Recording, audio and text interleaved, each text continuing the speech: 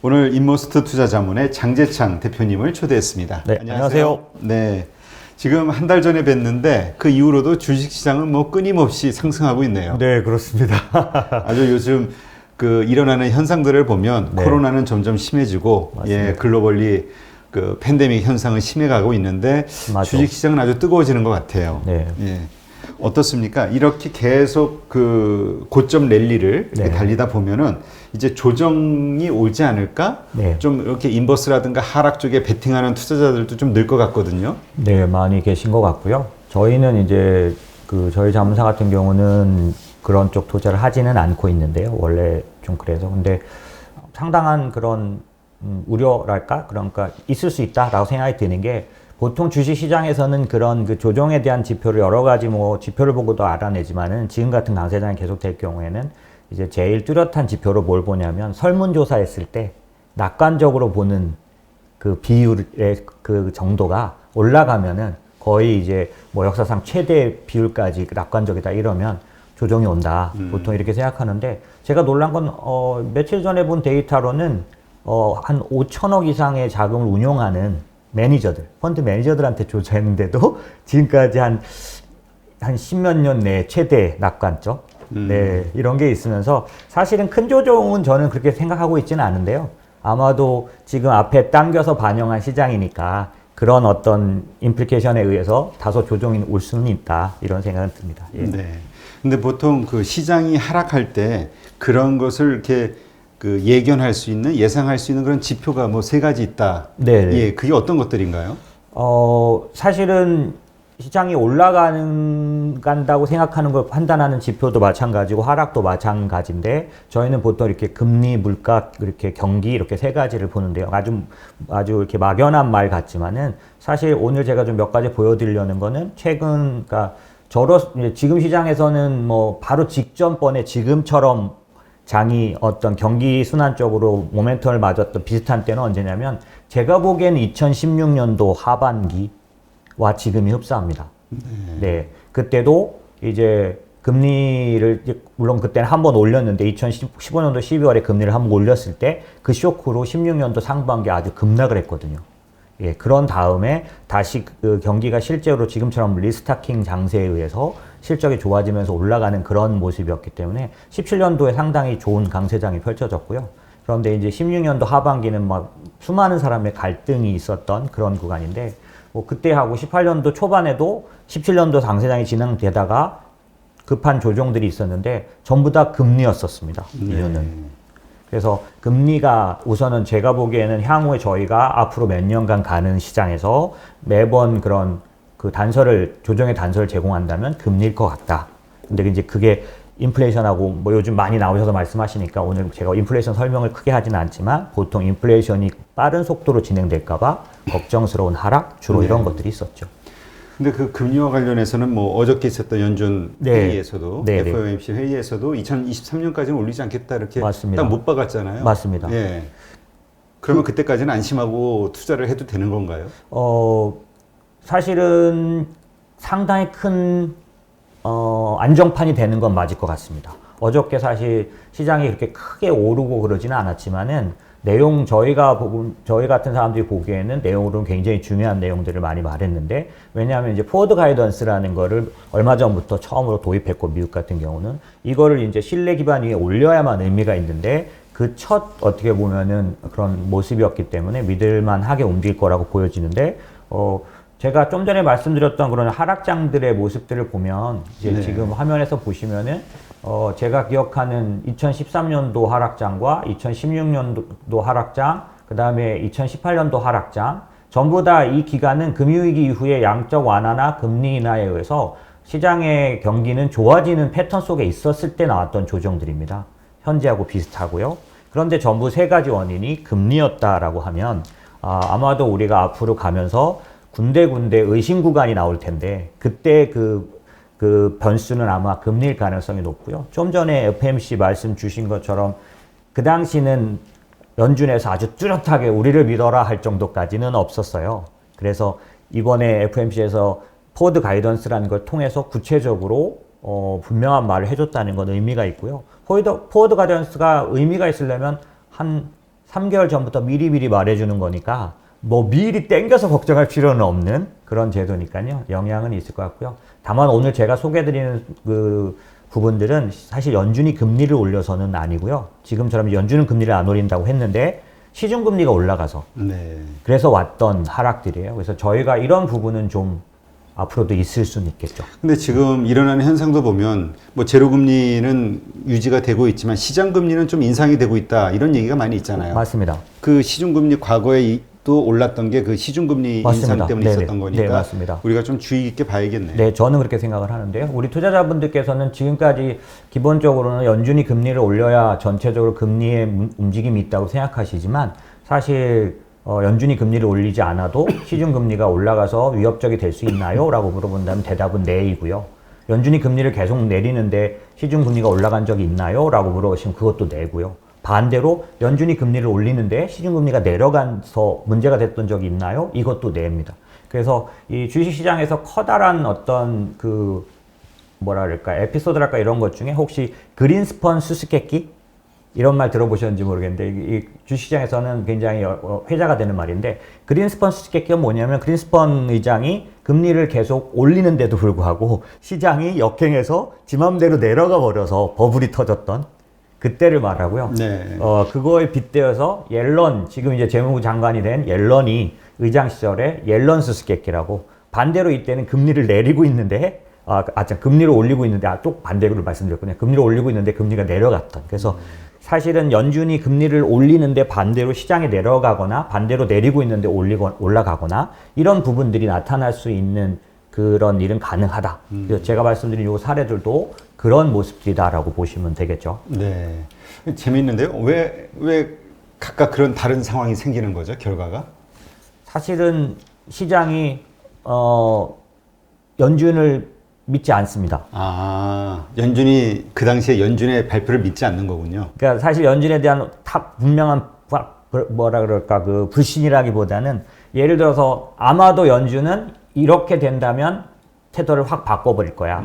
지금은 내리지만 어떤 상황이 되면 확 올릴 수 있어. 네네. 이렇게. 여전히 시장에서는 지금도 그 정도는 갖고 있거든요. 그래서 사실 지표들을 저희가 보고 있을 때 저희는 이제 뭘 보냐면 직접 그 시장에서 움직이는 사람들. 예를 들면 채권 금리에 대해서는 저는 채권쟁이라고 부르는데 채권의 가장 종사자들, 프라이머리 딜러라고 하는 그 사람들의 그런 어떤 의견을 보는 선물처럼 이렇게 보여주는 것들이 있는데 그 사람들은 요즘 어떻게 생각하고 있냐면 금리 2022년도 하반기에는 올릴 거라고 보고 있는 거죠.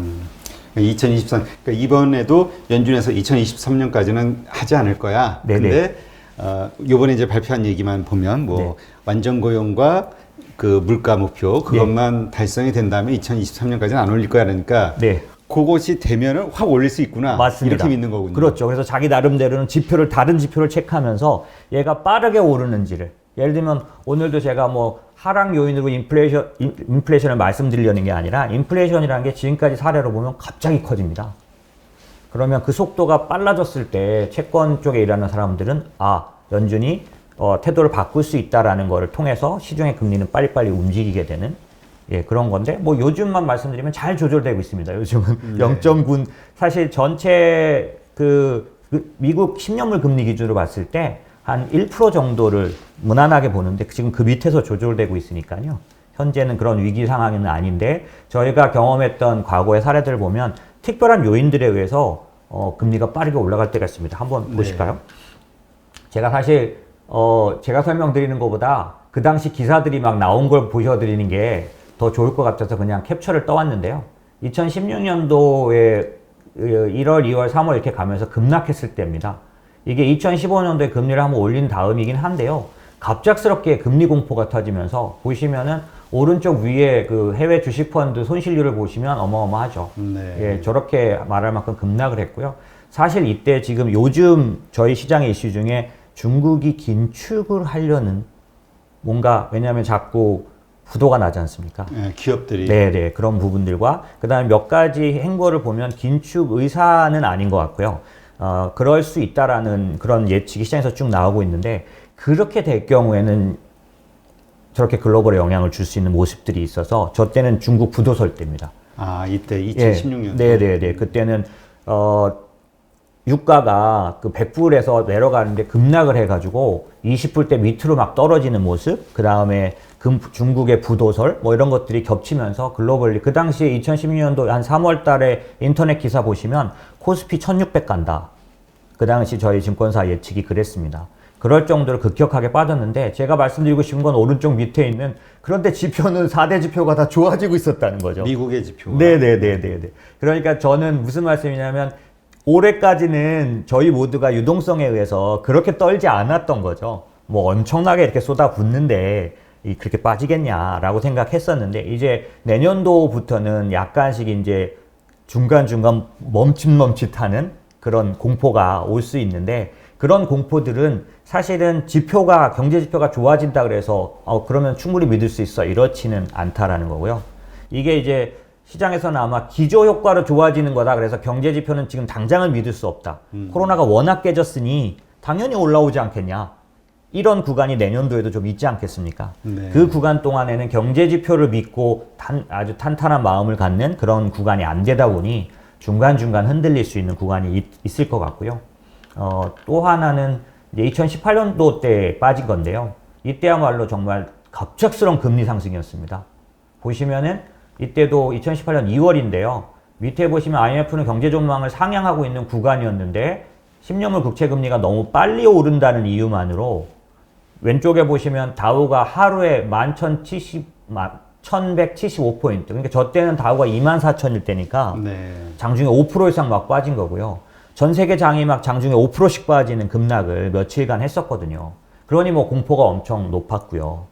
그러니 저런 부분들은 아까 제가 말씀드린 연준이 금리를 올린 게 아니라 시중금리가 갑자기 10년물 금리가 빨리 오르면서 시장이 전부 다 얼어붙었던 하락이었던 거죠. 네.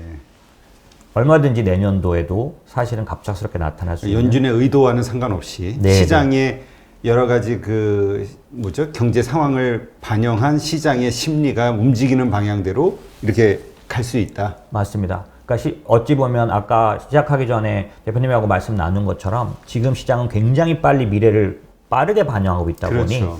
저 금리도 빠르게 그 앞에 시장을 반영하면서 생각보다 빨리 올라가 버리거나 그런 부분들이 있을 수 있는 거죠. 그러니까 우리가 방송 전에 말씀 나눴던 게 그런 거잖아요. 지금 AI라든가 그 다음에 사람들의 이 SNS를 통한 이 정보의 확산이 정말 빠르기 때문에 맞습니다. 그러니까 이런 생각이 들어요. 저렇게 어떤 시장의 어떤 금리 상황이 됐든 아니면 경제 지표들이 됐든 뭔가 우리가 부정적으로 생각하는 인플레이션에 대한 부정적인 영향이 요만큼 만약에 보였다. 예전 네. 같으면은 더 보여야 하지만 네, 맞습니다. 요 정도만 보인 거 가지고도 이미 시장은 확 예. 사람들은 변할 수 있는 거잖아요. 맞습니다. 거기에 한몫을 하는 게 실제로 예전에는 그냥 어떻게 보면은 올라가야 수익이 나는 대상에 투자하는 것만 대부분 다 알고 계셨으니까 이건 올라가는 게 아니지 않습니까? 떨어질 것 같으니까 이건 급격한 투자를 안 하고 오히려 팔기만 하실 텐데 지금은 팔기만 하는 투자가 있는 게 아니라 떨어지는 데다 투자하는 투자도 많이 아시게 되다 보니까 그렇죠. 인버스가 됐든 공매도. 네, 맞습니다. 그런 투자자들에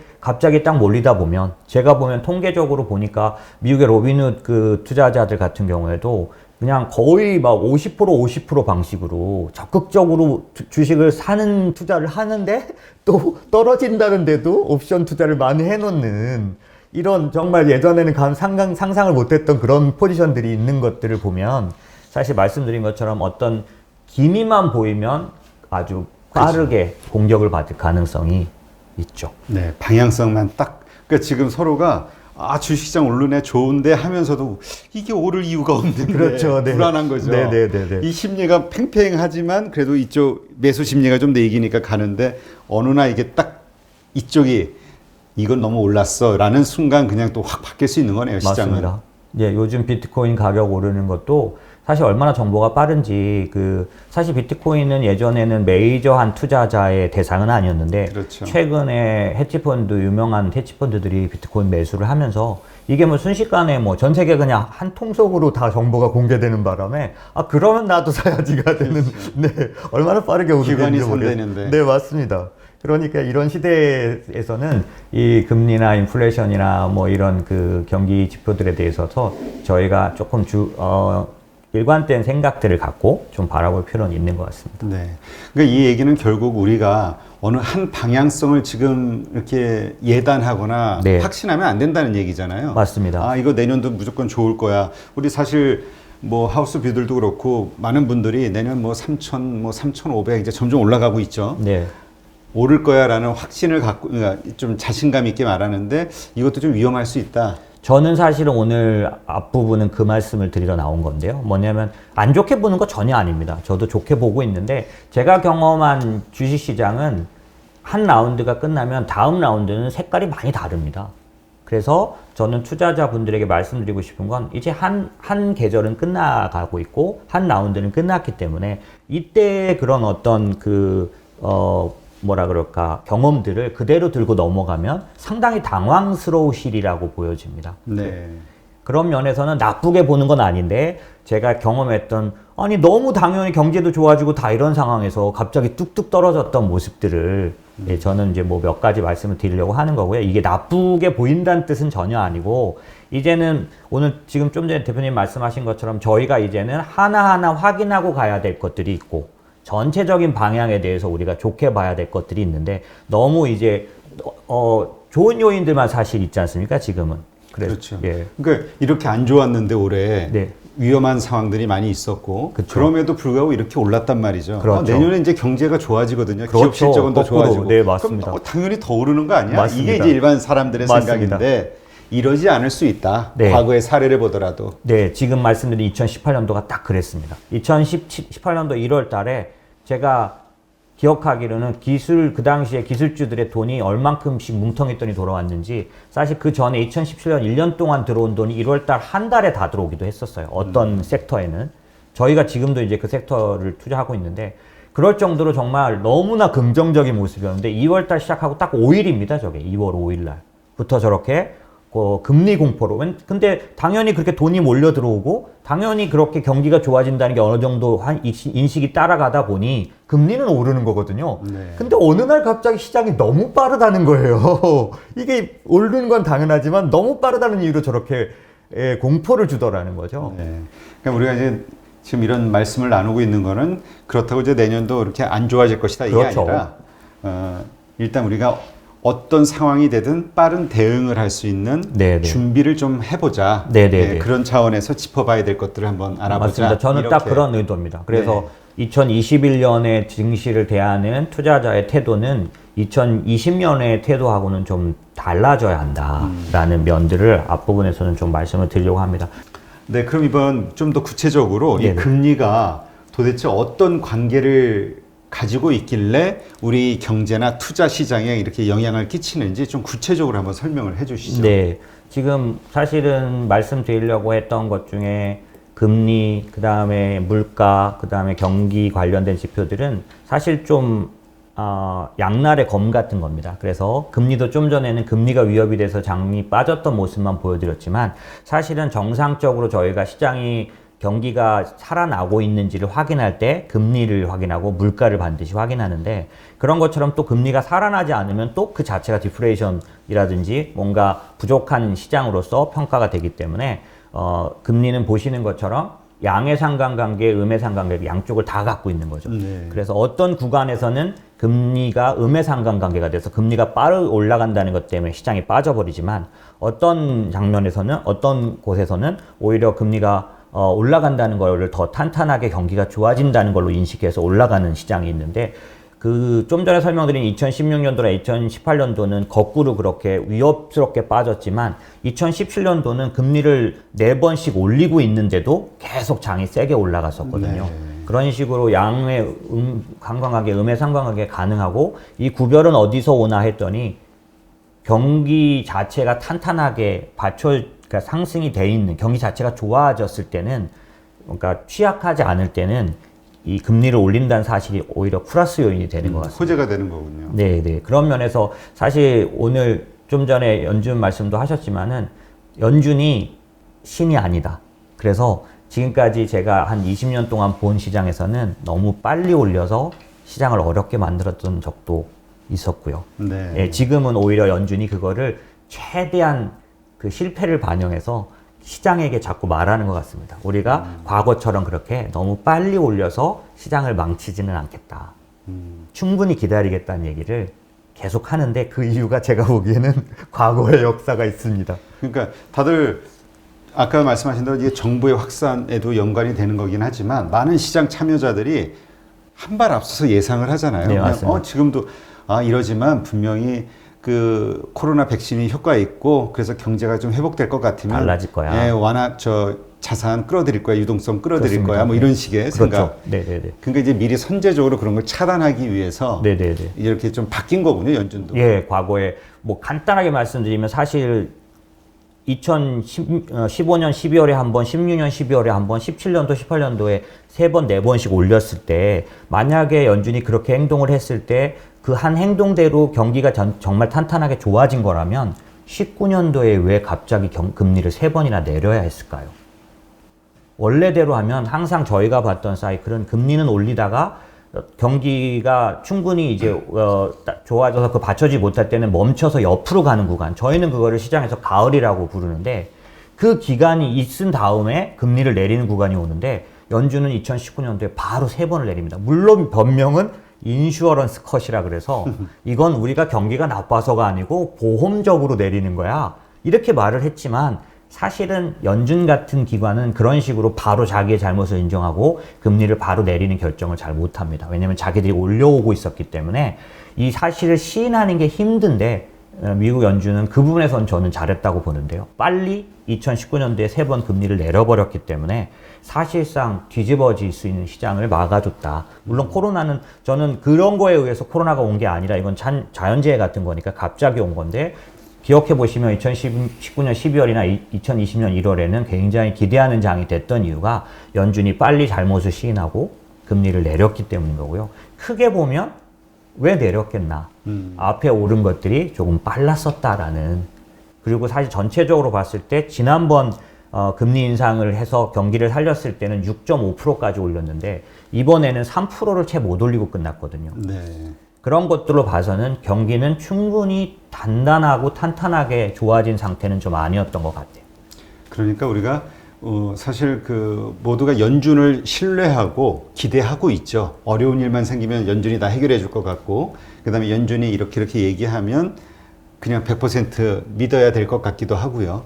근데 그러지 않을 수 있다. 맞습니다. 예, 요거를 우리가 이제 중요한 포인트로 삼으면 되겠네요. 맞습니다. 연준도 실수할 수 있다. 맞습니다. 그 실수를 이번에 받아들여서 최대한 그때의 경험을 가지고 이번에는 재정 정책을 앞세워서 예전의 그런 오류들을 많이 해결하려고 하는 면에서는 물론 현재는 굉장히 긍정적입니다. 네. 네, 그리고 두 번째는 인플레이션 같은 경우에는 사실은 시장에 두 가지 의견이 있습니다. 뭐냐면 이번엔 인플레이션이 나타날 수 있다. 그렇죠. 수년간 안 나타났지만 그 근거는 두 가지 정도 있는데요. 아시는 것도 좀 필요하신 것 같아서요. 첫 번째는 뭐냐면 과거에도 재정 정책이 지금처럼 동반되고 오히려 주가 됐을 때는 인플레이션은 나타났었다. 이게 커다란 논리입니다. 왜냐하면 이제 저희가 이 재정 정책이 주가 됐던 데는 벌써 10년이 지났고요. 과거에 재정 정책이 앞서 있었고 더 강할 때는 대공황 때쯤 되는데 그때는 아주 뚜렷한 인플레이션이 나타났었거든요. 그리고 또 하나는 뭐냐면 이거는 저희가 좀 생각해 볼 만한데요. 이제는 더 이상 중국이 인플레이션을 낮춰주는 저물가 생산국이 아니다. 중국산이 싸지가 않다. 이제. 네, 맞습니다. 최근에 쌍순환 정책에서 보면 기본적으로 최근에 중국이 돌아선 모습들이 밸류체인을 중국 내에 만들려는 그런 부분들이, 왜냐하면 중국 내에서 소비가 이루어지게 하는데 그 소비가 미국 걸 사주는 소비가 아닙니다. 자체적인 그런 기업들을 키워서 그 기업들의 소비가 높아지는 거다 보니까 기본적으로 이거는 리쇼어링이죠. 그래서 중국 내에다 밸류체인을 다 완성하려는 중국의 이런 의도들을 보면 당연히 리쇼어링을 하려면 단가가 올라갈 수밖에 없고요. 중국 내 인건비가 올라갈 수밖에 없고요. 이런 식으로 해서 지금 현재 미국에 수입되는 중국의 제품들의 가격을 지킬 수가 없는 그런 것들이 있을 거고, 그건 미국도 똑같습니다. 저 보시면은 에이티컨이라는 데서 미국 리쇼어링을 조사했는데 요즘 바이든이 다자국 어떤 무역이라든지 이런 거 얘기를 하지만 실제로 미국은 벌써 몇 년째 계속 역사상 최대 리쇼어링 지수를 달성하고, 그러니까 말하고 있을 정도로 굉장히 많은 기업들이 미국으로 들어오고 있는 중이고요. 이게 그 작년 그 미중 갈등, 예. 미중 무역 전쟁 이것 때문이 아니네요. 몇 년 그렇습니다. 전서부터 이미 시작된 맞습니다. 승리라고 봐야겠네요. 네네. 사실 제가 기억하는 오바마는 리쇼어링을 처음부터 주장했고요. 네네. 아마 바이든은 그걸 이어갈 거라고 보여지고요. 당연히 딱 우리가 금방 생각해 볼 수 있는데 지금은 코로나로 깨진 경제를 살리기 위해서 미국 내 고용을 살려야 합니다. 그렇죠. 그러려면 당연히 그냥 머릿속에 이 문구를 두시면 돼요. 바이 아메리카. 네. 중국도 마찬가지인 거죠. 그렇죠. 이제 네. 각자 도생, 자기네 나라 일이 먼저니까. 맞습니다. 그러다 보면 당연히 물가는 그 제품 단가는 올라갈 수밖에 없고 인건비가 얼마나 높겠습니까? 그런 면에서는 이번에는 좀 물가가 나타날 수 있다. 이게 이제 기본적인 한쪽에서 의견이고요. 또 하나는 지난번에도 말씀드렸지만 10년 동안 돈을 쏟아부었을 때도 네. 물가는 오르지 않았다. 그렇죠. 네, 그게 이제 지나간 2009년 금융위기 이후에 그렇게 많은 돈을 쏟아부었을 때도 물가는 이렇다하게 오르지 않았었다라는 사실이고요.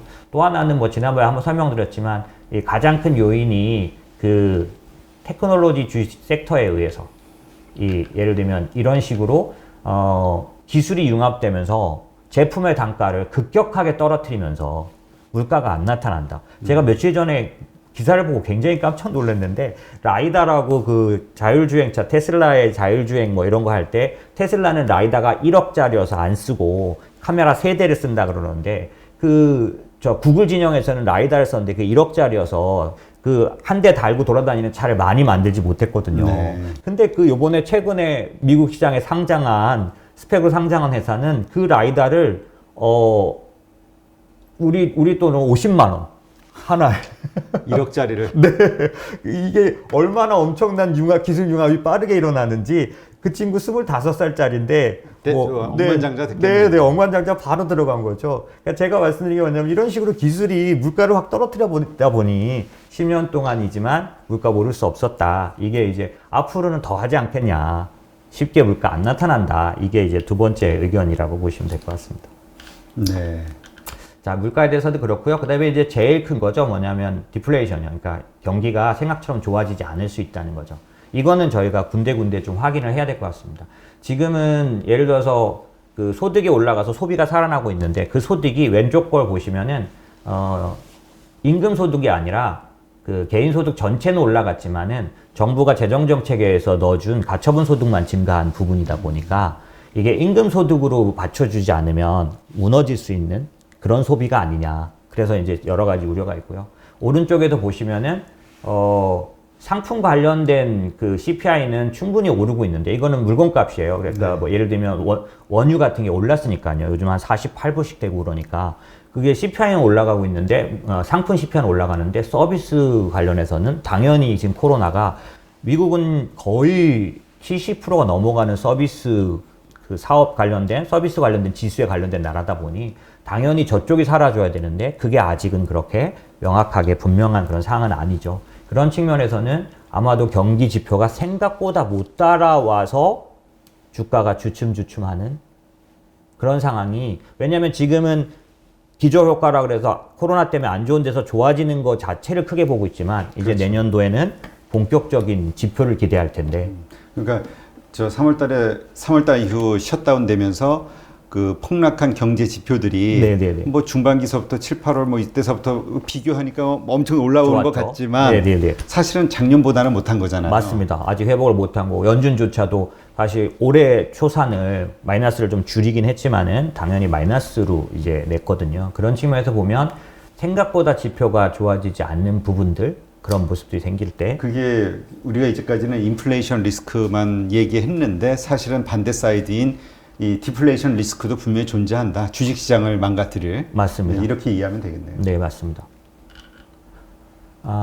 근데 이제 이 소비라는 거는 사실은 굉장히 주식시장에서는 중요한 의미여서 과거의 시장을 한번 봤더니 결국에는 지금처럼 양적 완화나 부양에 의해서 주식시장이 올라가더라도 종국의 소비를 살려내주지 못하면 실제로 소비가 살지 못하면 결국에는 시장은 무너지는데요.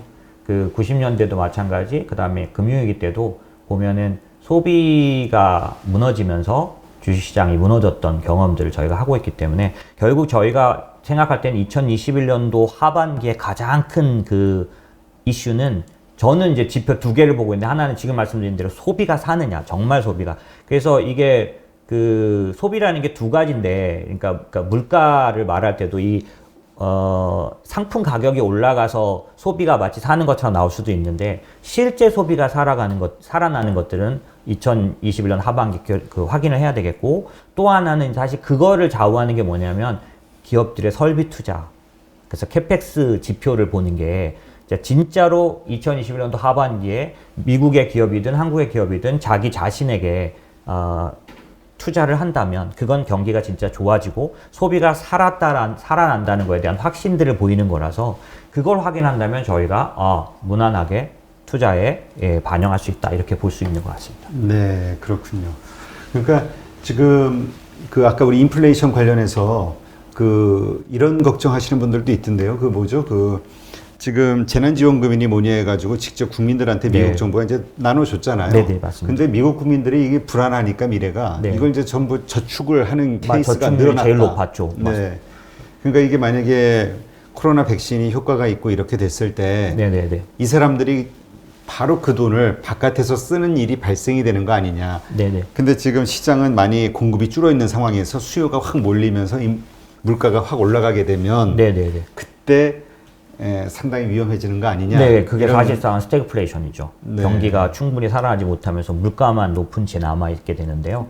사실 지금 시장에서는 낙관적이고 긍정적인 모습들을 보는 게 또 당연한데 어떤 면들이 있냐면 실제로 부양책이 진행됐을 때 사실은 저는 2009년도 금융위기 때 또 그 전 위기 때 경험해 보면 유동성에 의해서 주식시장이 빨리 살아났던 적은 여러 번 똑같이 나타났었습니다. 그런데 2009년도 주식시장 상승이나 회복의 아쉬운 점은 뭐냐면 말 그대로 금융자산이 있는 층의 자산을 높여주기만 하는 효과가 높아서 주식시장은 말하자면 그런 주식들, 그런 기업들의 상승과 그 다음에 금융자산 상승의 모습으로는 좋았지만 실제 그 돈이 필요했던, 왜냐하면 제가 금융위기 때 딱 느낀 게 이건데요. 중앙은행이 돈을 풀었는데 이제 경기를 살리려고 소상공인, 지금 우리 같은 지금 코로나 때 소상공인 같은 사람들이 은행에 가면 은행에서는 이 사람들, 이 중소기업이나 이 소상공인의 상태가 너무 취약한 거예요. 그러니까 대출이 더 안 나가요. 그래서 금융위기 때 조사를 해봤더니 대출 관련해 대출 태도 지수가 더 긴축적이에요.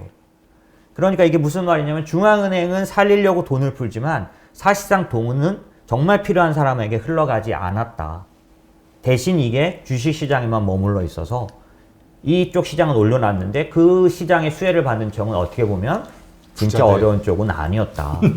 아니 주식 갖고 있는 사람들이 어렵진 않죠. 그렇죠. 대주주들 맞습니다. 부자의 부를 더 늘려준 셈이 된 거죠. 맞습니다. 그래서 사실 어저께 FMC 때 제롬 파월이나 이런 쪽에서 말한 거, 그 다음에 연준이 옐런이 재무장관이 됐을 때 미국이 환호했던 것들 중에 하나는 뭐냐면 옐런은 노동경제학자입니다. 처음부터 중앙은행의 수장이 되는 처음에 역사상 없던 중앙은행의 책무를 듀얼 맨데이트라고 그래서 물가와 고용을 두 개로 아직 한국은 두 개가 아닙니다. 물가죠. 네. 그럴 정도로 옐런은 노동경제학자 대표적인 사람이죠. 그러면 이 완벽한 고용, 연준의 목표를 두 가지로 잡고 있잖아요. 네네. 물가 목표와 네네네. 그다음에 완벽한 고용. 이 네. 완벽한 고용을 옐런 의장이 만든 건가요? 네, 사실은 중앙은행의 책무, 그러니까 양대 책무라는 말을 처음으로 옐런 의장 때에 들고 들어왔습니다. 그래서 참 사람들은 잘 모르는데 버냉키도 위대하고 그린스폰도 대단하지만은 옐런도 굉장한 사람입니다.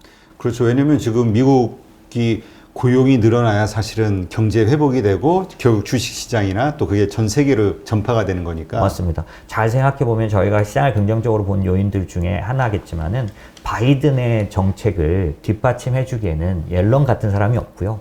옐런이 더군다나 그 일을 하려면 중앙은행의 도움을 받아야 되는데 이제 나중에 기회가 되면 말씀드리겠지만 구축 효과라 그래서 정부가 재정 정책을 너무 많이 쏟아부으면 반대로 금리가 올라가 버려서, 왜냐하면 채권 발행이지 않습니까? 그렇죠. 그래서 거꾸로 금리가 올라가 버리는 바람에 서민들의 생활이 또 어려워져요. 금리가 올라가면 어떻게 되냐면 지금 한창 부채가 많은데 부채 있는 사람들에게 있어서는 어떠냐면 사실 연준에서 시중금리 그러니까 기준금리 올리는 것보다 시중금리 올라가는 게 은행들 그 금리가 훨씬 더 빨리 오르는데 그렇게 됐을 때 사람들은 어려워지거든요. 이게 뭐냐면 역사적으로 계속 반복됐던 재정 정책의 부작용, 구축 효과라 그래서 크라우딩 이펙트라 그래서 거꾸로 도와주려고 하지만 어렵게 만든다 이렇게 하는 건데 이거를 연준에서는 사실 이번에는 그렇게 하지 않겠다라는 뜻으로 하고 있는데 그걸 달성해 줄 수 있는 그 구조적 요인이 옐런일 수 있다. 왜냐하면 그쪽에 있던 사람이기 때문에. 그 완벽한 고용 이게 옐런 때 그게 들어온 거군요. 처음으로 양대 책무를 만들어냈고요. 그러니까 선언했고요. 그러다 보니까 그 하이 프레셔 그 이코노미라 그래서 이 고압 경제란 말도 처음 만들었는데 그게 다 뭐냐면 지금 AIT의 전신입니다. 이미 옐런 때 옐런은 인플레이션이 2%를 넘어가도 금리 안 올리겠다고 선언을. 근데 그 물가 목표제 목표 물가제죠? 네네. 네, 목표 물가제 이게 그 기준을 몇 년으로 뭐 1년이냐 2년이냐 3년이냐에 따라서 달라지잖아요. 지금 네네. 몇 년으로 잡고 있는 건가요? 사실은 기간으로 정하지 않았고요. 물가를 갖고 정했는데 그것조차도 숫자적으로 딱 말해주진 않았습니다. 몇 프로라고 말해주진 않았고요. 거의 그 연준에 있는 그 이사들의 얘기를 들어보면 저희들이 볼 때는 2.5로 추정하고 있는 거고요. 지금도. 그래서 말씀하신 완전 고용이나 그 다음에 물가를 저희가 추정해서 지금 말하고 있는 거고 연준은 왜 그러냐면 매번 그렇습니다. 이걸 말해 놓으면 어떤 팩트가 돼버리고 근거가 돼버려서 자기네 유리한 쪽으로 항상 바꿔야 되는데 아까 말씀하신 대로 시장이 그걸 갖고 벌써 차용을 해버려요. 그 기준으로. 내년이면 달성하네? 뭐 이렇게 돼버리는 거죠. 그렇기 때문에 그걸 좀 피하는 듯 하고요. 하지만 제가 말씀드리고 싶은 건 뭐냐면 이번에는 그 2009년도에 돈이 제대로 흘러 들어가지 못한 것들을 아마도 해결하려고 하는 것 같다. 그게 이제 우리 뭐 MMT 혹은 뭐 메인 스트리트에다 돈을 뿌린다 이런 말들이 이제 그런 이야기인 거죠. 맞습니다. 지금부터 이제 바이든이 들어와서 재정 정책을 썼을 때 계속해서 발행할 수밖에 없는 그 채권을 중앙은행에서 사주는 거 MMT가 되겠고 초반에는 그렇게 하지 않고 어떻게 할 거냐면 오퍼레이션 트위스트라 그래서 요번에 말은 안 했지만 장기물을 사고 단기물을 파는 그러니까 더 양쪽 하나 돈을 쏟아붓진 않지만 교체 매매를 통해서 시장의 금리를 조절해 주는 거죠. 그래서 아까 말씀드린 구축 효과가 나타나지 않도록 시장의 금리를 눌러주는 거죠. 이런 것들을 연준은 전부 이미 논문이나 이런 걸 통해서 준비해서 조금씩 코멘트를 내놓고 있기 때문에 시장에서는 거의 그런 것들을 받아들이고 있다고 볼 수 있겠죠. 네. 그래서 이렇게 연준이 의도를 했고 이렇게 하기 위해 노력을 하겠으나 이제 우리가 봐야 될 포인트는 이게 제대로 안 될 수 있는 상황. 그것이 이제 결국은 소비 부진이 되거나 인플레이션이 물가가 상승하거나 네, 맞습니다. 이런 쪽에서 이제 보면 되는 거네요. 사실 2009년부터 19년까지 연준이 성공적이라고 말을 하긴 하지만 정말로 소비를 살려내지는 못했다라는 게 2018년도 그 하락장이나 2019년도 위기장은 왜 왔냐면 실제로는 미국 기업들이 그 트럼프가 감세를 그렇게 해줘서 100억 세금 내던 회사가 20억밖에 안 내게 됐는데 그 80억을 갖고 뭘 했냐면 정말로 소비를 살렸다면 캐펙스에 썼을 텐데 자기 투자를 전혀 안 하고요. 자사주 매수하고 배당에다 줘버렸어요. 그러니까 지금 나스닥 미국 기업들의 주식을 계속 상승하는 게 자사주 소가 때문이다라는 이야기가 있죠. 예, 18년, 19년도는 누가 뭐래도 19년도까지는 누가 뭐래도 그걸로 올랐습니다. 그래서 주가는 안 빠졌지만 기업들의 질적인 행동은 충분히 소비를 살려놨다라고 볼 수는 없습니다. 그래서 만약에 그 실패가 요번에도 반복된다면 당장 내년은 아니지만 시장은 앞을 반영하니까 내후년에도 충분히 소비가 살지 못한다고 있는 상태라는 걸 반영해서 금리에 아주 민감해지고요. 왜? 취약하니까 여기서 금리가 시중금리가 조금만 올라가도 불안해지는 거죠. 그 다음에 연준의 정책에 대해서 신뢰를 못하는 거죠. 소비를 실제로 살려내지 못하니까요. 우리가 보통 이익 몇 년치 이익을 앞에 끌어다가 쓰죠. 네, 그게 그렇죠. 이제 주가 상승의 원인이 맞습니다. 그 이유로 타당한 이유로 붙이기도 하고 반대의 경우로 네. 이제 떨어질 거를 가져다가 지금 이제 가격에 지금 뭐라 그럴까 버블 상황을 이제 설명하면서 이제 하락하는 네네. 그런 게 일어날 수 있겠네요. 맞습니다. 그래서 사실은 지금은 낙관적이고 긍정적인 팩트 분석이 대부분이지만은 내년도 중반을 지나가면서부터는 이제 내후년 뒤에 실제 소비가 살았느냐, 실제 경제를 살려냈느냐, 실제 돈이 정말 그 영구적 실업자들에게 들어갔느냐, 이런 부분들을 따지면서 시장은 자꾸만 의심 구간으로 들어가게 될 걸로 보여지는 거죠. 그러니까 하여튼 우리가 긴장해야 된다. 이걸로 한번 요약을 해보겠습니다. 그러면 지금 이러한 시장, 그렇다고 지금 우리가 완전히 내년 안 좋을 거야 라고 한다면 쉬면 되는데 그건 네. 아니니까 맞습니다. 단지 조심해야 된다라는 맞습니다. 정도니까 그럼 지금 시장에서 우리가 무엇을 가지고 있어야 되는가? 아직 아무것도 들고 있지 않은 분이라면 지금 뭘 사야 되는가? 네네. 예, 이런 질문이 생기죠. 네. 저는 이제 사고 싶은 주식 사야 된다고 생각하는 대상, 요거를 이제 키워드로 3개를 꼽아봤습니다. 그래서 고용, 환경, 그 다음에 회복 이렇게 꼽았는데 우선은 고용이라는 키워드를 좀 기억하셨으면 좋겠습니다. 이건 뭐냐면 제가 자료에는 인프라를 넣어놨지만 지금 광범위하게 코로나 위기는 셧다운 위기였고 이거는 인컴 쇼크이기 때문에 당연히 실업률에 관련돼서 커다란 문제를 안고 있습니다.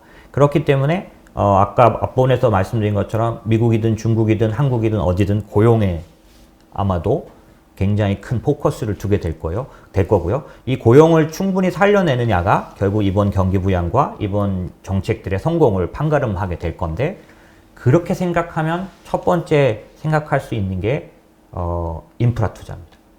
미국의 인프라 투자. 그러니까 신재생 에너지도 그런 부분들을 갖고 있지만 인프라 투자도 광범위한 일자리를 수용하고 있기 때문에 사실 국가가 할 수 있는 가장 쉬운 네. 방법이죠. 인프라 맞습니다. 투자가 맞습니다. 고용을 확실히 늘리는. 맞습니다. 그래서 제가 투자 대상으로 투자 포인트로서 이 고용을 꼽았다면 인프라를 제일 먼저 떠올린 거고요. 대신 트럼프는 인프라를 선언하고 들어왔는데 트럼프가 했던 인프라 정책은 주로 낙후된 교통이라든지 이런 쪽이었다면 이번에 인프라 정책은 바이든의 인프라 정책은 굉장히 환경 쪽으로 맞닿아 있고요. 신성장 산업을 포함한 인프라 정책이라고 많이 보여지고 있기 때문에 실제로 인프라에 관련돼서는 상당한 기대를 갖고 있는데 이미 제가 조사해 보니까 돈은 벌써 이미 빠르게 움직이고 있더라고요. 그래서 인프라 투자 관련된 ETF들 2개에 돈이 빠르게 들어오고 있는 모습들을 저는 확인을 할 수가 있었고요. 하지만 좀 제가 말씀드리고 싶은 건 뭐냐면 인프라 투자는 제가 현역에 있을 때부터 자문사를 하기 전에도 경험해 봤는데 쉽지가 않습니다. 왜요? 왜냐하면 사실 인프라 투자의 대상이 되는 기업들이 굉장히 저희 주요 투자 대상 기업이 아닙니다. 그리고 굉장히 작은 중소기업들로 많이 이루어져 있고요.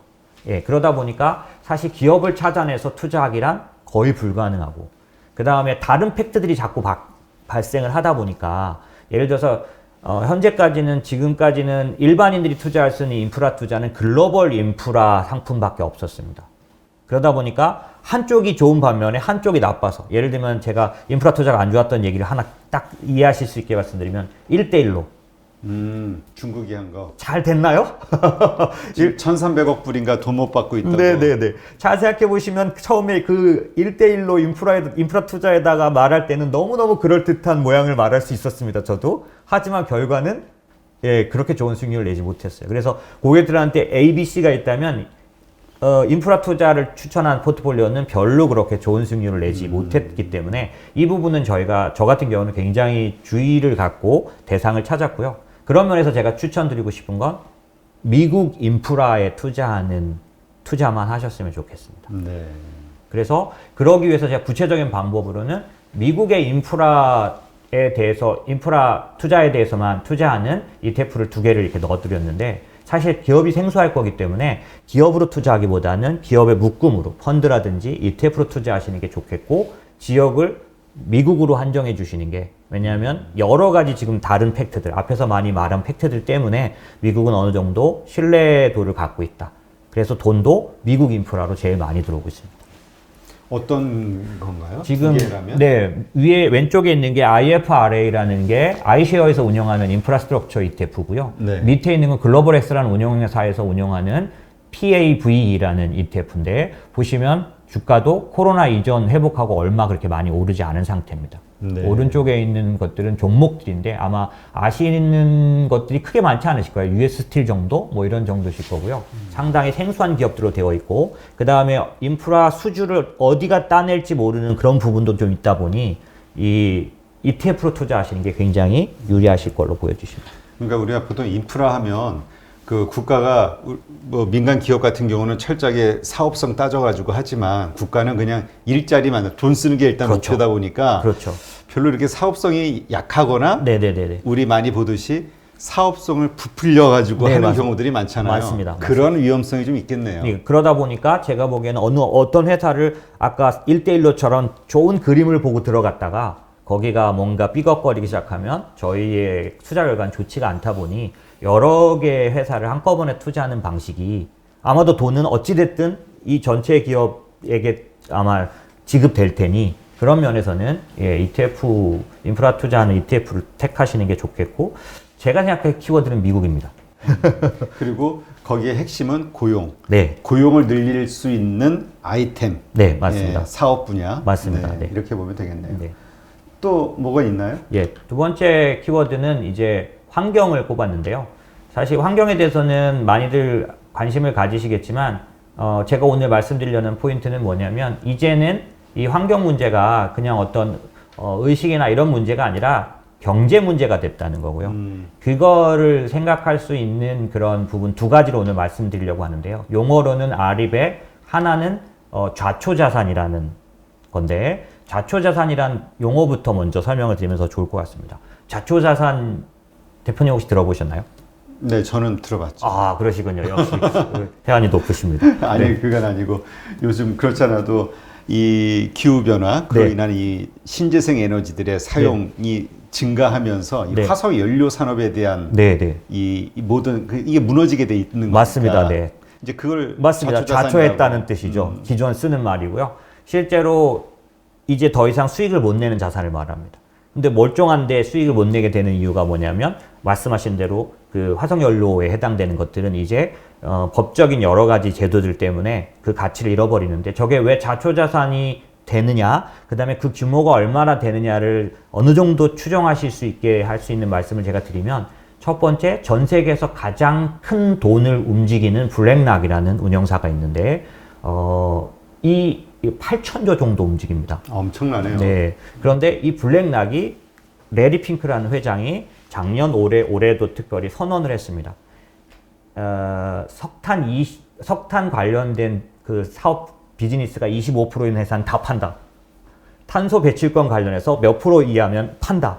이런 식으로 하면서 실제로는 당연히 그 엑스모빌이라든지 이런 소위 말하는 화석연료에 해당되는 회사들의 자산 가치가 여러 것들에 의해서 하락해버리기 때문에 자산은 자산인데 오히려 플러스를 못 내는, 그래서 그런지 제가 며칠 전에 들은 엑스모빌의 그 행동주의 헤지펀드가 달려들었다는 얘기를 들었는데 원래 행동주의 헤지펀드들은 엑스모빌 같은 거대한 회사는 안 건듭니다. 못 건들죠.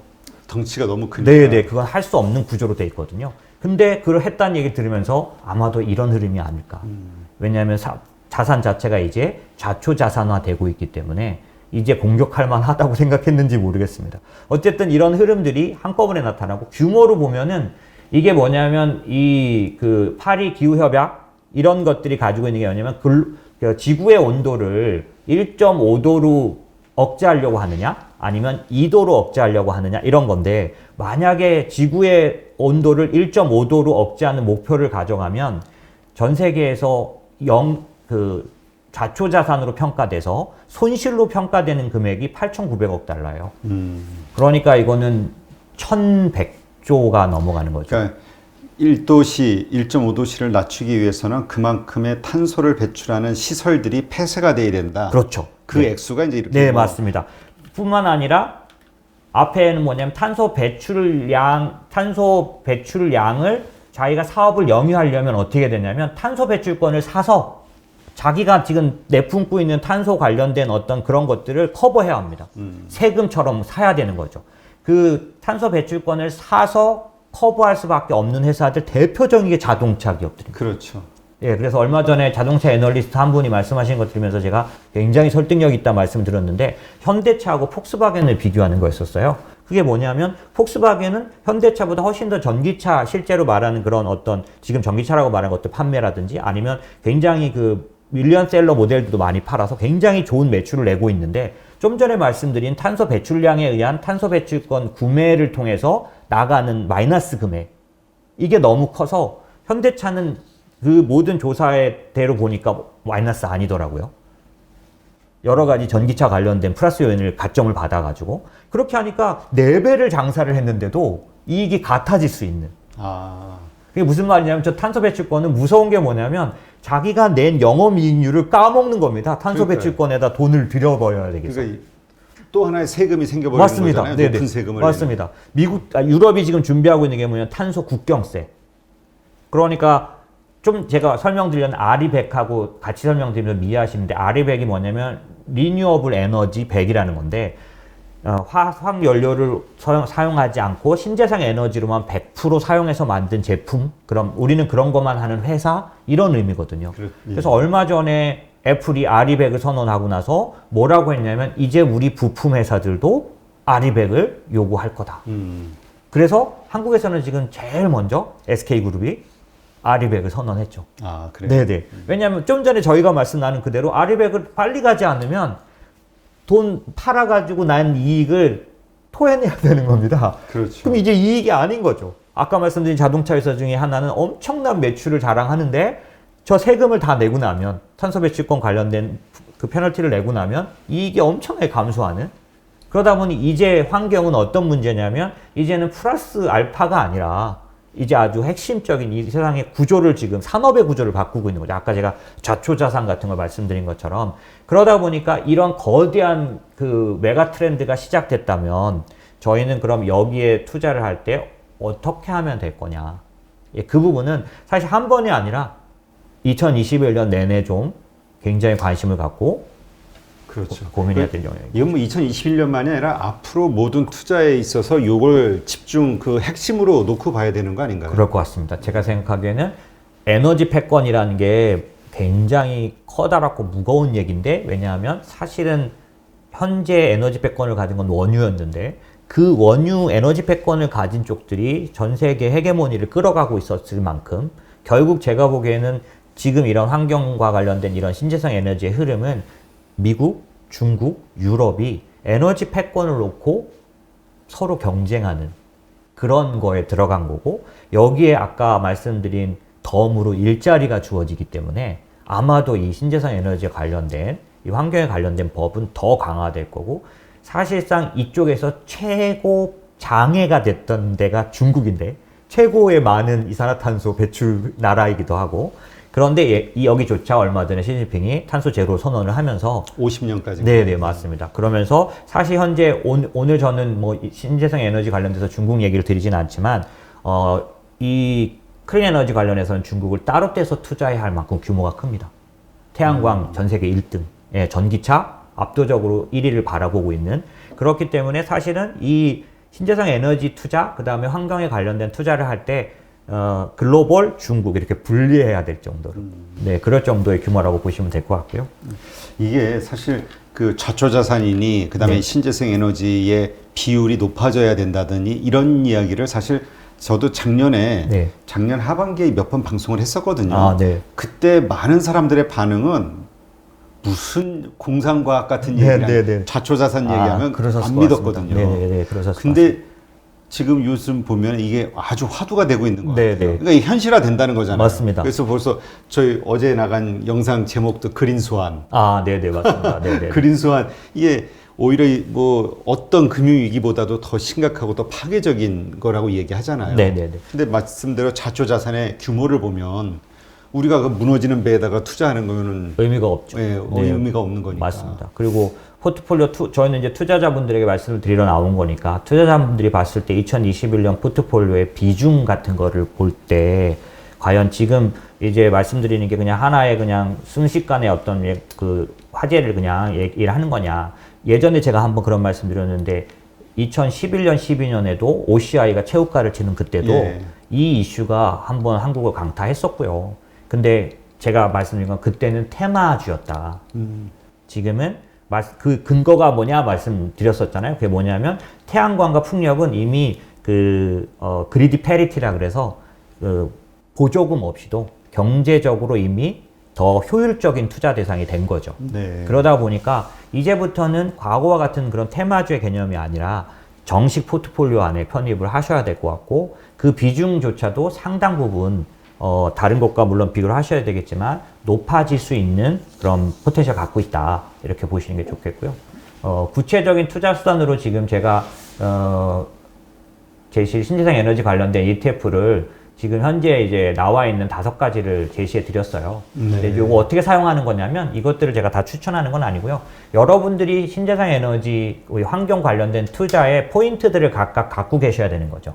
그래서 뭐냐면 저는 2021년 환경 관련된 투자 중에 가장 지배적인 이슈가 되고 주요 돈의 문제가 개입될 부분을 저는 자동차라고 정확하게는 전기차라고 꼽았습니다. 전기차. 예, 왜냐하면 지난번에 제가 말씀드렸던 것처럼 저희는 기술주나 기술 투자를 오랫동안 해온 회사인데 저희들이 볼 때 가장 주식이 강하고 많이 빠르게 오르는 구간이 언제냐? 침투율 5%부터 10% 구간. 대중화 5%에서 10% 구간. 그런데 마침 전기차가 내년도부터 글로벌리 5% 정도 예, 침투율, 그 다음에 대중화율에 들어가게 됩니다. 그래서 그런지 요즘 어디를 열어도 전기차죠. 당연히 그렇죠. 테슬라가 S&P 들어간다는 이슈 때문에 그런 것 같기도 하지만 사실 그거보다 훨씬 더 광범위하고요. 그럼 저처럼 전기차를 이 환경 분야에서 제일 먼저 돈을 실제로 움직이는 분야가 될 거라고 보는 분이라면 지금 제가 제시해드린 저것 중에 저 ETF 중에서 산업별 비중 보면 에너지 있고 화학 제품 있고 전력 있고 반도체 있고 이렇게 있는데 저기서 자동차 제조업이 있습니다.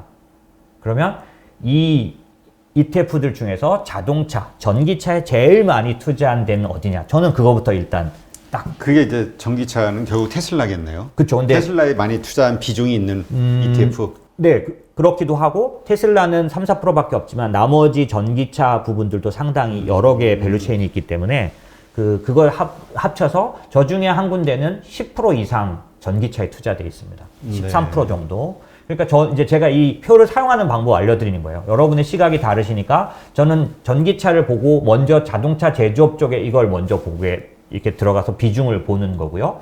여기 보면은 산업별 비중이라는 데가 있는데 네. 저희가 각자 제가 피킹이라고 한 이유가 여러분 우리 투자자분들께서 내년도에 환경이나 신재생 에너지에서 좀 중심이 될 수 있는 산업들을 먼저 보는 거죠. 요즘은 사실은 여러 가지가 나타나고 있는데 저는 자동차라고 생각하므로 여기 자동차 제조업 여기에 비중을 이제 일단 이렇게 보게 되는 거죠. 네. 예, 그 비중을 일단 1차 필터링해서 조건으로 보는 거고요.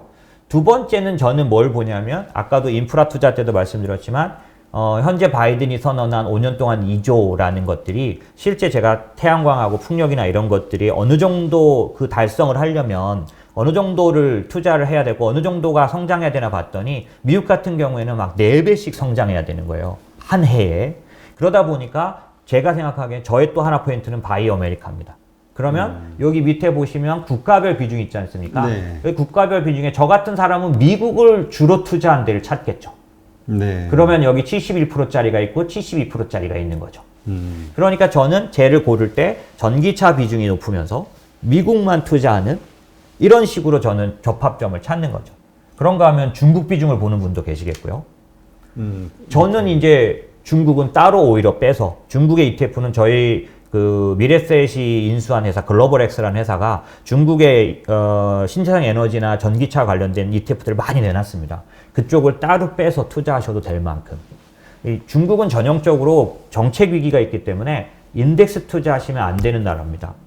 그러니까 뭐 상해 지수 뭐 네. 이런 지수를 투자하는 나라가 아니라 어떤 그 부분들, 그러니까 산업, 예. 이런 테마 네. 테마 ETF. 네네 그런 것처럼 지금 쌍순환의 내수난 얘기가 된다면 아까 말씀드린 내수 중국의 내수가 살아나는 영역들 중에서 한 부분 뭐 이런 식으로 주로 많이 꼽는 게 교육이거든요. 뭐 그런 것처럼 중국은 그런 식으로 투자하셔야지 뭐 상해지수 이런 거 투자하면은 뭐 6천 갔다 2천 가고 뭐 이런 식이라서 저희가 중국 투자는 이제 좀 그렇게 추천을 드리고 있는 상황입니다. 네. 그래서 여기서 만약에 본다고 하면은 이제 어떤 ETF가 말씀하신 조건에 가장 부합한 거죠? 지금 저희는 그런 면에서 자동차 부분이 높고 전기차가 13% 이상, 지금 여기 12% 나와 있지만 높고 미국에다 주로 투자하는 PBW를 저희는 선정을 해놓은 상황이고요. PBW. 예. 네. 그런 식으로 저희들은 자기의 그 시각에 따라서 조금 더 다르게 선택할 수 있다 이렇게 볼 수 있습니다. 이런 지표들은 어디서 확인할 수 있나요? 이거는 이제 그 예를 들면 미래셋이 글로벌 X라는 그런 자산 운용사를 갖고 있다 보니까 ETF 운용사를 갖고 있다 보니까 자기네들 그런 그 홈페이지 미래셋 자산 운용 홈페이지에 이 신재생 에너지에 관련된 자료는 굉장히 제일 많이 올라와 있죠. 네, 그래서 알겠습니다. 그런 쪽들을 보시면 될 것 같습니다. 네. 마지막으로 하나 더 말씀드리면 회복이라는 거고요. 이건 조금 짧게 말씀드리면 경기가 회복되는 국면에 이제 백신 장세죠. 네. 그런 것들을 겨냥했을 때는 제가 생각할 때는 경기 소비재라는 거를 사는 게 좋겠다. 경기 소비재는 뭐냐면 소비재는 소비재인데 이제 필수 소비재가 아니고요. 예. 경기가 좋아질 때 주로 소비하는. 그래서 저 경기 소비재는 어떤 이름으로 많이 불리냐면 자유 소비재, 그다음에 뭐 임의 소비재 뭐 이렇게 불리는 건데 주로 어떤 쪽이면 종목을 제가 넣어드렸지만은 자동차, 여행, 예. 힐튼 같은 호텔. 제가 얼마 전에 그 헤지펀드 매니저인 분한테 이런 얘기 들었어요. 힐튼을 많이 투자한다는데 무슨 얘기를 하냐면 스타벅스하고 힐튼 얘기를 하는데 제가 너무 인상적이었는데 스타벅스 얘기를 하시면서 스타벅스가 문을 닫았으니까 얼마나 이익이 안 좋아졌겠냐. 그런데 엄청 투자할 대상이 됐다. 왜? 스타벅스가 문을 닫고 있었지만 이 상황에서 얼마나 많은 작은 카페들이 다 문을 닫았겠냐. 아, 1위인 스타벅스가 이렇게 힘들어서 줄일 정도면 네네. 나머지는 얼마나 힘들고서. 네, 제가 그러면서 2009년도 경험이 확 떠올랐어요. 2009년도 제가 투자를 하면서 제일 많이 실감했던 게 뭐냐면 승자 독식. 맞아요. 살아남는 회사는 정말 끝까지 오른다. 나머지 죽었기 때문에 정말 밸류에이션도 좋을 뿐더러 정말 그 주가를 높게 받더라고요. 그래서 여름 장세, 실적 장세의 특징은 천정을 뚫고 오르더라는 거죠. 네. 그래서 승자 독식을 제가 경험했던 사람이기 때문에 그 얘기가 받아들여졌고 힐튼은 그 얘기를 하더라고요. 힐튼 얘기를 하면서 힐튼은 이 코로나를 견뎌내기 위해서 한 30% 가까이 비용 절감을 했대요. 이 기간 동안에. 그런데 힐튼은 브랜드가 있는 회사니까 당연히 백신이나 이런 것들이 되면 또 다시 각광을 받을 텐데 비용을 30% 줄였으니 이익이 얼마가 나겠냐. 살만하다. 이런 얘기를 하더라고요. 그래서 그런 면에서 저는 지금 제가 추천드린 경기 소비재 저 안에 지금 제가 말씀드린 스타벅스, 힐튼, 그 다음에 그 자동차 중에서 유명한 데들이 다 들어가 있습니다. 이것도 다 ETF인 거죠? 네, 그래서 위에는 VCR이라는 ETF고 밑에는 XLY라는 ETF인데 운영사만 다를 뿐이고요. 오른쪽에 종목을 넣어드린 이유는 이런 업종, 이런 회사를 투자하는 겁니다. 제가 그러니까 또 저 옆에 있는 회사에만 투자한 게 아니라 그런 업종의 회사들에 투자한 회사다. 맞습니다. 지금 ETF다. VCR이나 XLY가 갖고 있는 주요 종목들이거든요. 오른쪽에 있는 것들이. 네. 그래서 보통 ETF는 20에서 30 종목을 투자하기 때문에 실제로는 한꺼번에 어떤 업종이 오를 때는 제일 아주 효율적으로 수익률이 나는 그런 수단인 거죠. 그래서 마지막으로 저는 말씀드린 것처럼 백신이 이제 물론 신흥국은 내년도 하반기는 돼야 되겠지만 지금 제가 막 들어보니까 캐나다는 내년 1월부터 접종 시작하고 유럽 마찬가지지만 일본도 접종 시작하고 대부분 다 막 인구의 막 2배도 막 캐나다는 2배를 했더라고요. 이런 식으로 하다 보니 아마 한 3, 4월이 되면은 상당 부분 백신에 관련된 영향이 있을 텐데 그때쯤 투자할 수 있는 기업들이 아닐까라는 생각이 드는 거죠. 네, 알겠습니다. 이렇게 해서 아무리 어렵고 힘든 시기이기는 하지만 이렇게 그 상상력을 발휘해서 투자할 만한 섹터, 투자할 만한 ETF를 발굴할 수 있다. 네. 이렇게 이해를 하면 되겠네요. 네, 맞습니다. 네. 네, 그럼 이번엔 좀 더 구체적으로 우리 투자자들이 어떤 식으로 투자를 하는 게 현명한 투자법인지 네네네. 그런 것에 대해서 한번 이야기를 나눠보시죠. 네, 투자하는 방법, 상황별로 다 달라야 되겠죠? 그렇습니다. 네, 그리고 어떻게 우리가 어떤 상황에는 어떤 투자법이 맞는 것인지 네. 좀 설명을 해주시죠. 네. 제가 우선은 먼저 말씀을 드리고 싶은 건 이제 이 자산 배분이나 이런 걸 말씀드릴 때 보통 이제 바벨 전략 이런 얘기를 하는데 예전에 바벨 전략은 위험자산과 안전자산을 50% 이렇게 양쪽을 가져가는 걸 말했다면 지금 저희가 생각하는 바벨 전략은 똑같이 이제 50%나 뭐 60%, 40%를 가져가는 두 개를 가져가는 방식이지만 이 대상을 바꿔서 얼마든지 이 바벨 전략을 구사할 수 있다라는 거고요. 저희가 추천을 드리는 바벨 전략은 지금 앞에서 말씀드린 향후 2021년도에 기존에는 없었지만 이제 경기가 좋아지거나 유동성에 의해서 상승되는 이런 그런 경기 순환적인 투자 대상도 2021년도에는 유망한 대상이지만 또 하나 저희가 좀 잊지 말아야 될 대상이 있는데 그게 뭐냐면 기술주, 그러니까 장기 성장주라고 말할 수 있는 그런 쪽들에 대해서도 그냥 아예 관심에서 놓지 말고 이 두 개를 같이 투자하는 게 좋겠다라는 거고, 오히려 지금 경기 순환에 관련된 투자들은 경기 사이클이 바뀌면서 약간 변경을 가져갈 수 있지만 뒤에 말씀드린 장기 성장주 같은, 그러니까 저희는 이제 지금 시장을 기술의 시대라고 보는데 기술의 시대는 경기 순환 사이클은 4, 5년 사이클이지만 이 세계화 시대, 기술의 시대 사이클은 40년, 50년 사이클이기 때문에 조금 더 장기적인 상승을 바라보는 그런 투자를 할 수 있다. 그런 면에서 기술주 관련된 포트폴리오를 반을 가져가고 그 다음에 경기 순환 관련해서 경기 민감주들을 투자하는 그런 그 비중을 50% 정도 가져가서 오히려 경기 사이클이 바뀔 때 경기 민감주라든지 이런 경기 순환적인 포트폴리오는 변경하지만 기술주나 이런 쪽들은 장기적으로 가져가는 투자가 좀 바람직하겠다. 그런 얘기를 드리고 싶은 거고요. 네. 그거는 이제 바벨 전략이라는 그런 흐름에 대한 얘기를 드린 거고, 이게 장기 투자를 할 때 좀 저희가 감안해야 될 게 뭐냐면 바로 오르고 바로 떨어지면 안 되고 장기적으로 상승해야 되지 않습니까? 그렇죠. 네. 그 타이밍을 못 맞추니까 우리가. 그렇습니다. 그래서 제가 보여드리고 싶은 이건데 테슬라가 올해 가장 핫한 주식입니다. 650% 올랐다 그러더라고요. 네, 맞습니다. 그래서 보시면은 그 자체가 까마득하고 아득하죠. 엄청난 상승입니다. 그런데 제가 같이 보여드리고 싶은 건 엔비디아입니다.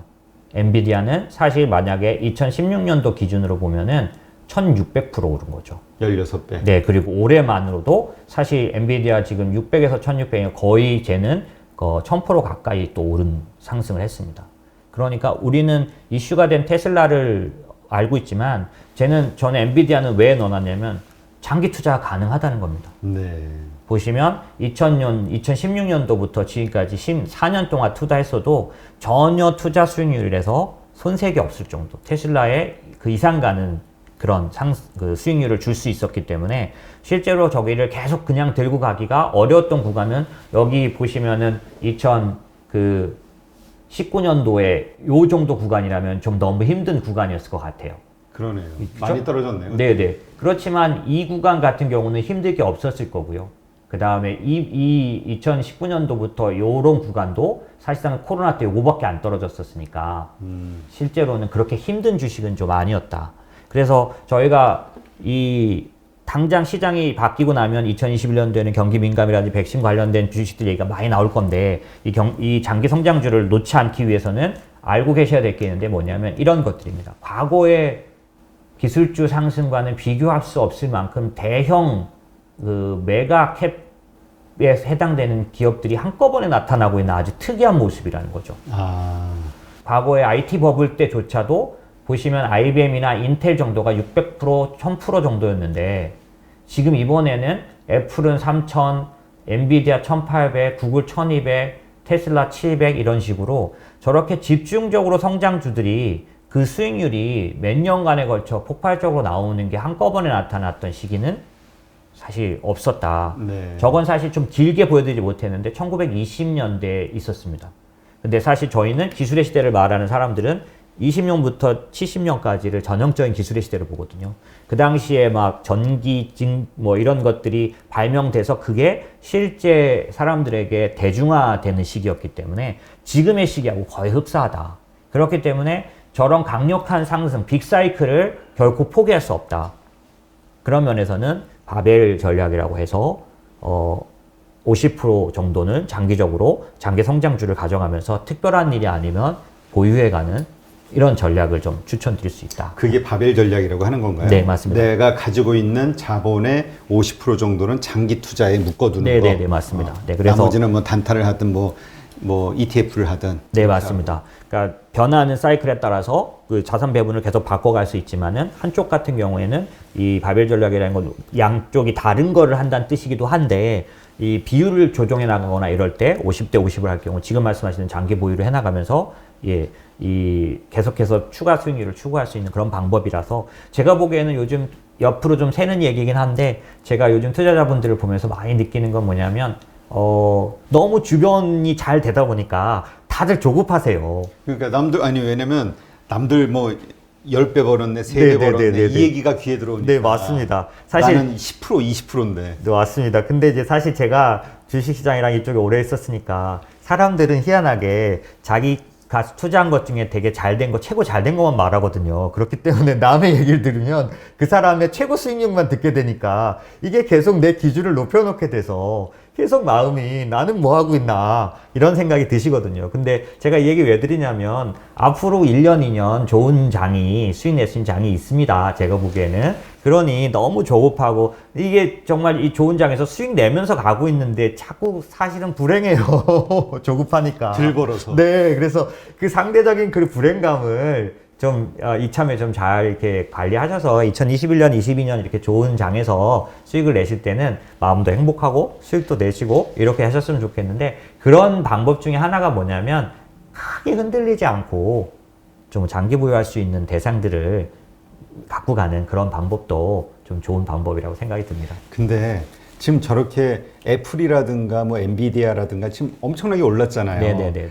그 저렇게 10배, 30배 오른 것이 또 앞으로 더 10배, 30배 오르기는 어렵지 어렵습니다. 않느냐. 네, 이 얘기죠. 그러니까 어렵습니다. 어떻게 저렇게 오를 수 있는 과거 10년 전, 5년 전에 저 상태에 있는 기업들을 네네네. 어떻게 찾을 수 있을까가 이게 핵심인 것 같아요. 맞습니다. 자연스럽게 제가 말씀드린 투자 방법 두 번째 그 ETF를 활용하는 방법을 말씀드리고 싶은데 뭐냐면 사실 기술의 시대를 오랫동안 지켜봐온 저희들 입장에서는 언제 꽃을 피우냐면 폼팩터라고 말하는 그러니까 대중화 시점이나 이런 부분들이 강력하게 반영될 때 아까 전기차 말씀드릴 때 대중화율이 5%에서 10% 사이에 가장 강력하고 50%까지 대중화되면 그 다음에 기술 계속 발전해도 주가 안 오릅니다.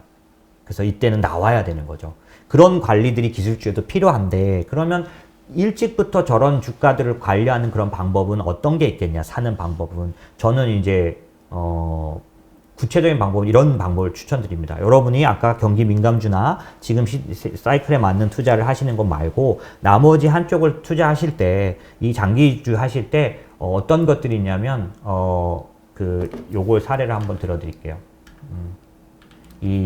혹시 아크라고 아크 인베스트라는 회사가 있는데요. 네. 이 회사는 뭐냐면 테슬라 투자를 일찍부터 해서 유명해진 회사입니다. 얘는 어떤 의미를 갖고 있냐면 ETF는 원래 패시브 투자입니다. 그러니까 지수를 따라가는 투자죠. 그렇죠. 종목을 고르질 않습니다. 그런데 그 ETF계의 이단화처럼 액티브 ETF입니다. ETF인데 고르는 일을 주로 하는 회사인 거죠. 그래서 아크라는 회사의 ETF를 사놓으면 어떤 좋은 점이 있냐면 지금 오른쪽에 제가 보유 종목을 넣어드렸어요. 1위 테슬라가 10%죠. 네. 저 테슬라 10%를 놓치지 않고 가져왔습니다. 저 지금 아크의 수익률 보세요. 어느 정도 되냐면 보시면은 여기 보시면 이 140%대잖아요. 예, 보시면 이게 언제 수익이냐면 1년 수익률이에요. 많이 대단하죠. 올랐네요. 네. 지금 사실은 미국에서 간접 투자 상품, 펀드나 이런 것 중에 압도적인 1등입니다. 그런데 얘가 이렇게 수익을 내는 거가 언제나 이럴 수는 없을 수도 있잖아요. 그걸 그렇죠. 활용하자는 거죠. 얘는 어떤 특징이 있냐면 테슬라를 고집스럽게 몇 년째 들고 왔습니다. 들고 오기가 너무 힘들었는데 2019년도에는 그린라이트라는 전 세계에서 제일 유명한 공매도 전문 헤지 펀드가 테슬라를 찍어서 눌렀어요. 미국 전역에 교육을 다니면서 테슬라 팔라고 그랬는데 그걸 이기고 2019년 하반기부터 저렇게 올라온 거 아닙니까? 그러니 화제가 됐고요. 저는 우리 개인은 그럴 힘이 없습니다. 조금만 흔들려도 팔 수밖에 그렇죠. 없거든요. 그러면 저는 어떻게 하고 싶냐면 만약에 테슬라의 확신이 있고 저 아크가 갖고 있는 한 4개 부분이 있습니다. 지금 저희가 말하는 기술 부분들이에요. 앞으로 압도적인 성장을 가져올 거라고 보이는 뭐 블록체인도 있고요. 그 다음에 유전자 기술도 있고 이런 부분들에 대해서 저들은 고집스럽게 들고 갑니다. 그게 하는 일이니까요. 그럼 쟤를 만약에 10%를 투자해 놨다고 보시자고요. 그러면 이 위에 테슬라가 만약에 여기 제일 10% 테슬라가 망했어요. 만약에 네. 주가가 다 내려왔다고 보시자고요. 근데 얘들이 유망하게 보고 있는 회사 중에 이 밑에 스퀘어라고 있습니다. 스퀘어라는 회사는 핀텍 회사고 결제 관련된 회사예요. 스퀘어가 유명한 건 비트코인 때문에 유명합니다. 사실은. 그런데 제가 말씀드리고 싶은 건 테슬라가 마이너스로 들어가도 저런 스퀘어라든지 아니면 유전자 관련된 그 나머지 회사들이 대박이 나면서 테슬라처럼 올라오면서 아마도 테슬라 까먹은 걸 상쇄는 시켜줄 수 있을 거예요. 그래서 제가 생각을 할 때는 테슬라가 지금 꺾인다는 얘기는 저는 아니고요. 네. 그런 측면에서 초기 기술을 투자할 때는 저런 식으로 액티브 ETF를 활용해 보는 것도. 그러면 그런 액티브 ETF 가운데 이제 이 아크 거하고 아크 ETF하고 또 뭐 비견될 만한 게 있나요? 있는데요. 사실은 저렇게 고집스럽게 원래 액티브의 특징이 뭐냐면 종목을 자꾸 교체합니다. 그러니까 저희가 기본적으로 성장주 펀드, 가치주 펀드 옛날에 개념 가져서 성장주 펀드는 뭐냐면 잦은 매매를 해요. 안 좋죠. 네, 안 좋습니다. 가치주 펀드는 사실은 그걸 들고 가지 않습니다. 그렇죠. 네, 저희가 찾는 건 액티브긴 하지만 가치주 펀드식의 운영을 하는데 찾는데 유일한 거죠. 그러면 그런 기술에 투자를 한다. 그렇다면 이렇게 고집스런 아크 ETF를 매수하는 게 낫다. 맞습니다. 그러면 저들은 저걸 수시로 바꾸지 않습니다. 거의 가치 투자를 하고 있고 자기네 홈페이지에다가 계속 이유를 계속 설명합니다. 우리가 얘를 더 살고 있는 이유. 뭘 좋게 보는지. CEO가 어떤 생각을 갖고 있냐면 마치 IT 회사가 그 소스를 공개하는 것처럼 이 투자 회사도 다 공개해야 된다. 그래야 더 성장할 수 있다. 이걸 믿는 사람이거든요. 그래서 그런 면에서 볼 때 저는 이런 데들의 공개적인 한 4개의 커다란 기술에다 투자하면서 자기가 장기적으로 끌어가는 저런 투자를 나는 약하지만 저쪽은 혁신이 있으니 그 내용도 제가 보면서 그 다음에 여기다 돈을 맡겨놓는 이런 식으로 그 미래의 기술 ETF에다가 투자를 해놓는 거. 맞습니다. 근데 사실 저게 저런 식으로 해주는 데는 헤지펀드거든요. 근데 헤지펀드는 좀 비싸죠. 10억, 기본이 10억이나 30억 해야 됩니다. 여기는 액수 상관없는 거죠? 네, ETF니까 상관없습니다. 한 주씩 살 수도 있고. 네네네네. 그 비용도 저 수수료도 저희가 높아서 0.7인가 아마 그럴 겁니다. 아, 0.7이에요? 예, 예. 수수료가 그러면 펀드보다 훨씬 낮죠. 예, 그래서 이런 식의 저희가, 장기적인 투자는 이런 안목을 물론 공부도 해야 되지만은, 내가 공부해서 내가 지키기는 힘들다. 그러면 그걸 줄곧 해온데, 그런 데들에게, 그리고 제가 아까 그 투명성, 자기네가 자꾸 생각을 바꾸지 않고, 함부로 그냥 팔아버리면 어떡합니까? 가치 투자하라 그랬더니. 근데 이거를 계속 공개하는 데니까, 저기가 유명한 게 매일의 매매 내역이 나옵니다. 아, 그래요? 네, 투자자가 되면요, ETF를 사놓으면 메일로 자기네가 어저께 매매한 걸 바로 보내줍니다. 그 몇 주만 사고서는 따라가도 되겠는데. 네, 그래서 지금 한국에서는 저 아크 추종자도 굉장히 많습니다. 자기들끼리 막 토론합니다. 아크가 뭘 샀느냐, 왜 샀냐, 이런 얘기를 합니다.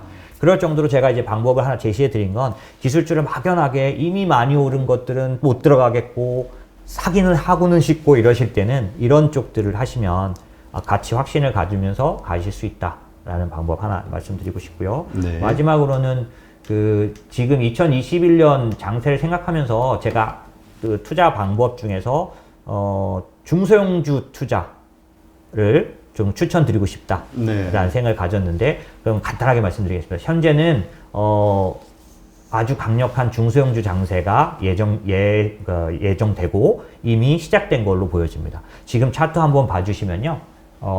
이게 만약에 1년을 늘리면 이렇게 중소형주 수익률이 높지 않습니다. 지나간 1년 동안에 그러지 않았고 6개월짜리입니다.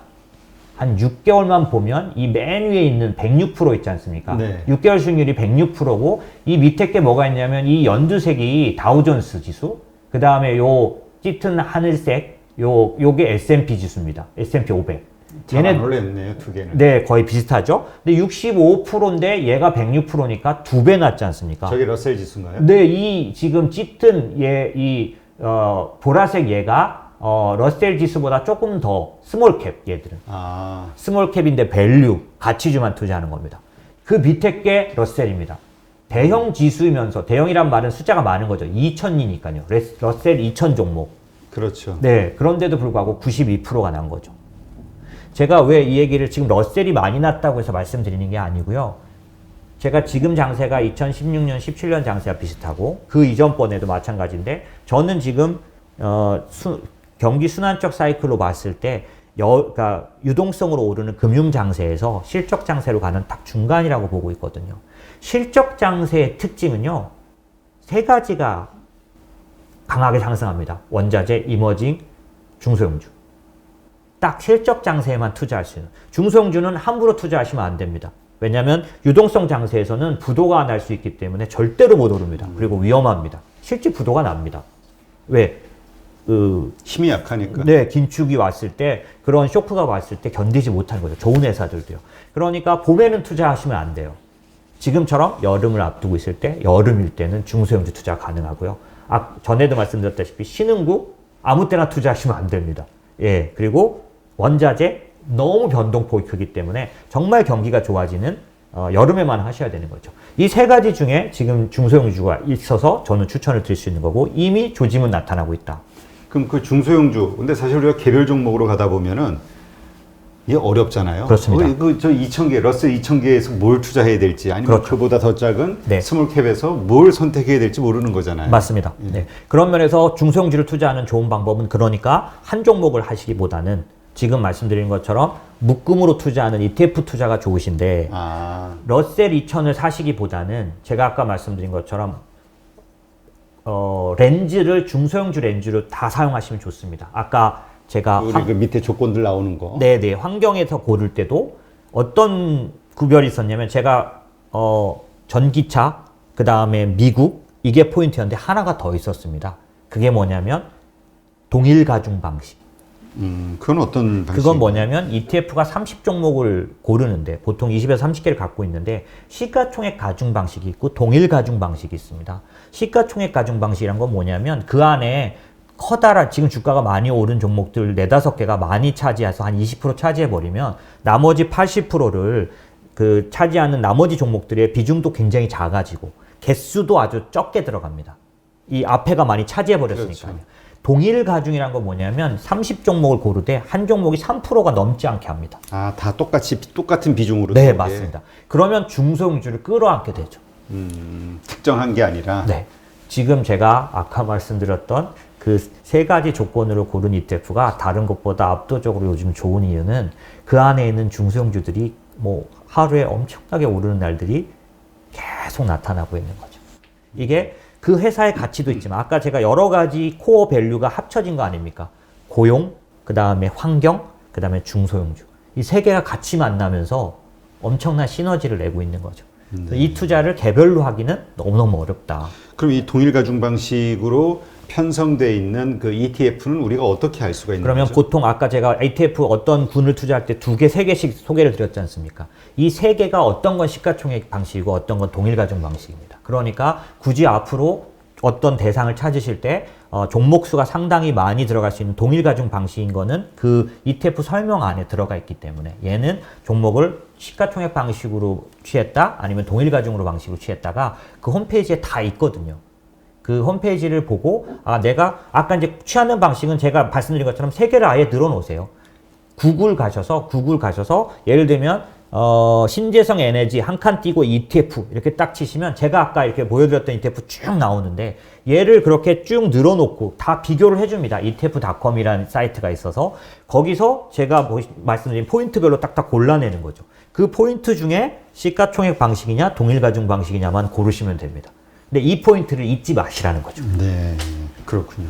근데 이거는 어떻게 보시나요? 제가 정확한 수치는 뭐 기억나지 않지만 네.